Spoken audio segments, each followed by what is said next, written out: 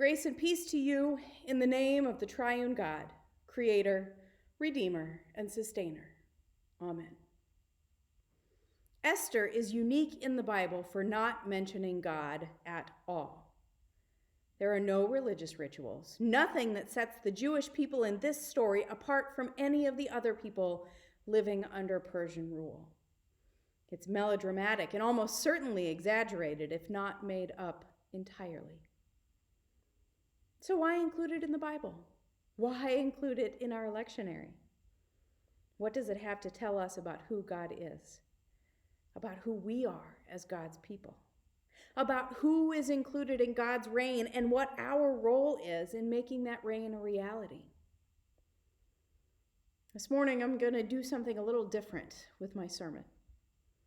I'm going to tell you the story of Esther and encourage you to engage your theological imaginations to ponder what this book has to say to us today as followers of Christ. I encourage you to get into the story. Laugh if something strikes you as funny. Respond however you feel called to do so. And most important, whenever you hear the name Haman, the villain in the story, I want you to boo loudly. In those days, the Persian Empire stretched from Ethiopia all the way to India. King Ahasuerus, the emperor, threw a party for 180 days to show off his enormous wealth and power. All the leaders of all 127 provinces of the Persian Empire were present, as well as the Persian army. After this banquet was over, he threw another banquet for the residents of Susa, the capital city. His queen, Vashti, threw a banquet for the women. At the end of the 7-day banquet for Susa, the king commanded Vashti to come before him so that he could show everyone how beautiful she was. But she refused, and the king was enraged. He consulted the legal experts who all agreed that Queen Vashti's behavior would set off a wave of women refusing to obey their husbands, so she should be punished. She was banished from court, and another was to be chosen as queen.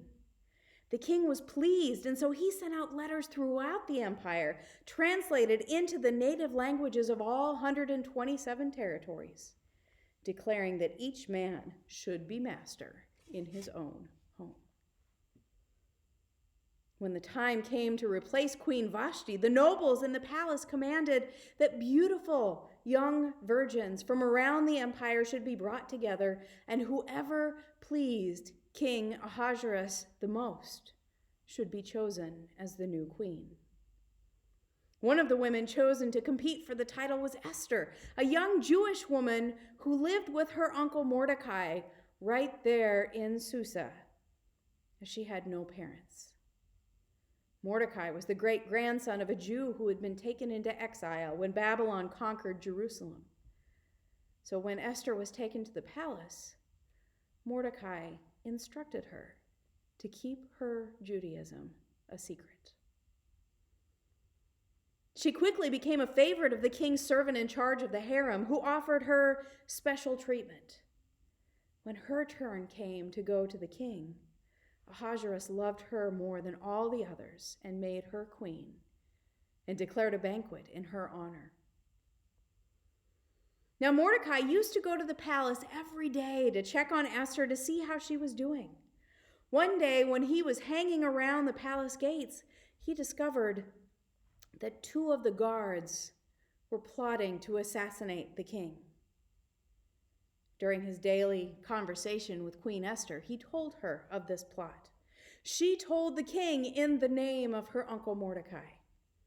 The plot was foiled, and the 2 would-be assassins were executed. Now, around this time, Haman, one of the officials of the empire, was promoted by King Ahasuerus. He was a descendant of the Amalekites, say that 5 times fast, of the Philistine tribes that the Israelites fought when they were conquering Canaan. Haman was made the second in command, and the king commanded that everyone who met him at the gate was to bow down to him, but Mordecai refused. Day after day, the servants at the king's gate asked Mordecai why he refused to bow down to Haman. His only response was that he was a Jew. Now, it's important to note here that there is no indication from anything in the story that Jews were persecuted under Persian rule. In fact, the Persian Empire was known for being tolerant of all local religious traditions, as they believed it helped prevent uprising.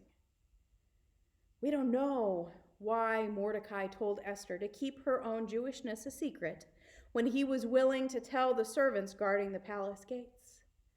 We don't even know why Mordecai refused to bow to Haman. There is no indication that other Jews refused to bow to him. And now, back to our story. Haman was angered by Mordecai's refusal to bow down before him, but because he was such a powerful man, he thought it would send a weak message if he only punished Mordecai. So he decided to punish all the Jews in the empire. Haman went to the king and said, "These are a people who remain unassimilated into our ways, and they are scattered throughout the empire in all the provinces. Their laws are not like those of other peoples, and they disregard the imperial decrees. It is not in your interest, therefore, to tolerate them. If the sovereign would order their destruction, I am willing to give 375 tons of silver to royal tax collectors to fill the royal treasury." But King Ahasuerus told him to keep his money and deal with the people however he wanted. So Haman drafted a letter and sealed it with the king's signet ring and sent a copy to the officials of all 127 provinces in the empire, instructing them to destroy all the Jews in their territories on the 13th day of the 12th month. Royal couriers got ready to announce this in all the provinces so that all the people would be ready for this day. When Mordecai heard about this decree, he went into full mourning, fasting, tearing his clothing, and putting on sackcloth and ashes. He went up to the gate of the palace, but he could not enter because it was forbidden to enter the king's palace in sackcloth and ashes. Esther's maids told her, and she was deeply distressed. She sent clothes to Mordecai so that he could come into the palace to visit her, but he refused them. So she sent a eunuch who served as one of her attendants outside the gate to talk to Mordecai and learn what had happened. Mordecai explained the decree to him and gave him a copy of the decree of extermination to show to her. He asked that Esther go to King Ahasuerus to plead the case of their people. But Esther was scared to go to the king, knowing that if she approached the king without being summoned, she would be executed. Mordecai pointed out that if she remains silent, she may very well be the only Jewish person alive at the end of the fateful day. But it could have been that she was placed into the palace for just such a time as this. And so she requested that all the Jewish people in Susa fast for 3 days, and then she would go before the king. On the 3rd day, Esther put on her courtly robes and went and stood before the king in the middle of the imperial court. He remembered why he had fallen in love with her, and he offered to give her anything she wanted, even up to half his kingdom. So she invited him and Haman to a banquet that day. Now, at the banquet that day, the king again asked Esther what she wanted and offered to give her anything. She said that she wanted to invite the king and Haman to another banquet the next day. Haman left the palace filled with joy, but he saw Mordecai in the courtyard and was filled with rage.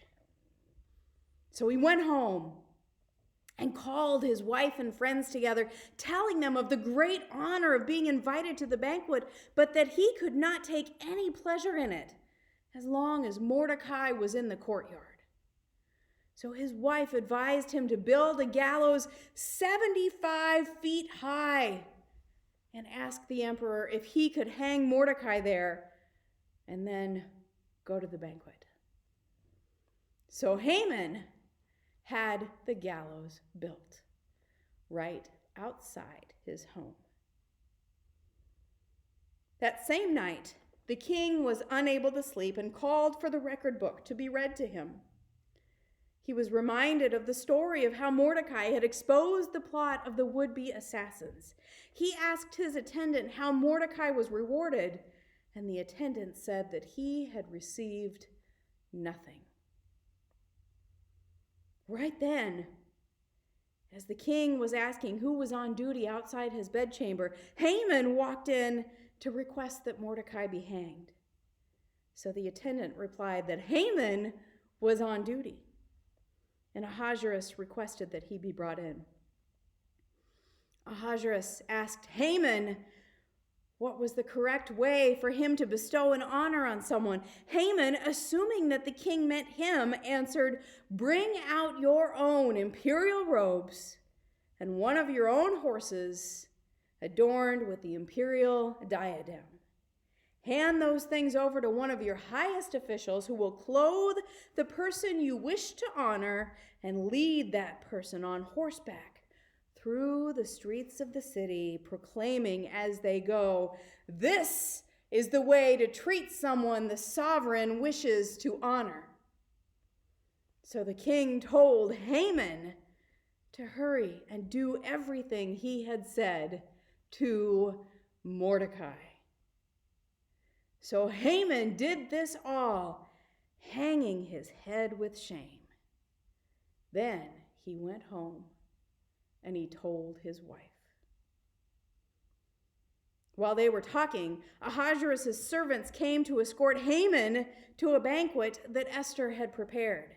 This time, when the king asked her what she desired, she said, "My sovereign, if I have found favor in your eyes, and if it be your wish, I ask you to spare my life and the lives of my people. That is what I desire most. For we, my people and I, have been condemned to be destroyed." The king was flabbergasted and wanted to know who would do such a thing. Esther told him it was Haman, and Haman was hanged on the 75-foot tall gallows that he had built in front of his own house. And Ahasuerus placed Mordecai in charge of Haman's house. Then Esther asked the king to rescind the order of extermination that Haman had issued against the Jews in the king's name. Ahasuerus asked Esther to write a letter in his name and seal it with the royal seal. The letter was translated into all the 127 languages of the empire and sent to all 127 provinces and territories. In the letter, the king ordered that the Jewish community in each city be allowed to observe their own laws, defend themselves, and act as they wished against their enemies. It was to take effect on the same day that the mass execution would have occurred. That day became a day of celebration for the Jews, and now, because of the power they held, many other people throughout the empire became Jewish as well. On the 13th day of the 12th month, the Jews killed their enemies. On the 14th day of the month, they killed any enemies that remained alive. And on the 15th day, they rested and feasted, declaring that day to be a holiday when sorrow turned to gladness. And Mordecai was the second in command to King Ahasuerus and praised for interceding for the welfare of his people. How has your theological imagination come to life through this story? I'll remind you again of the questions that I asked at the beginning. What does the story of Esther have to tell us about who God is? About who we are as God's people? About who is included in God's reign and what our role is in making that reign a reality? During the second week of Advent, as we prepare our lives and our hearts for the coming of Jesus, I invite you to ponder these questions and imagine God's reign. How does it look for you and for others? What does it mean? Amen.